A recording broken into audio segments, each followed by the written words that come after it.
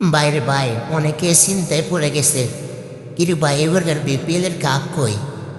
প্রতিবার তো বিপিএল উদ্বোধন ম্যাচে কাপ উদযাপন করা হয়।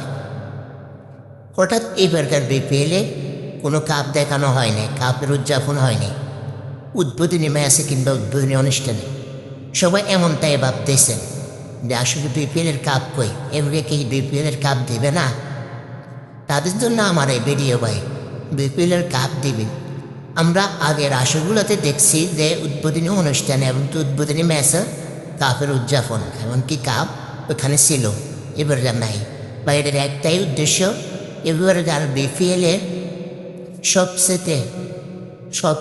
থেকে সৌন্দর্য আসন, সবচেয়ে সৌন্দর্য এমনকি সব বার থেকেও এবার আর কাপটা অনেক সুন্দর, অনেক আকর্ষণীয় ভাই হয়ে আসতেছে ভাই।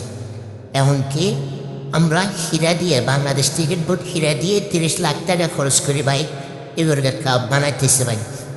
আপনারা ইতিমধ্যে দেখবেন, আমি আমার এখানে দেখে দিয়ে দিতেছি।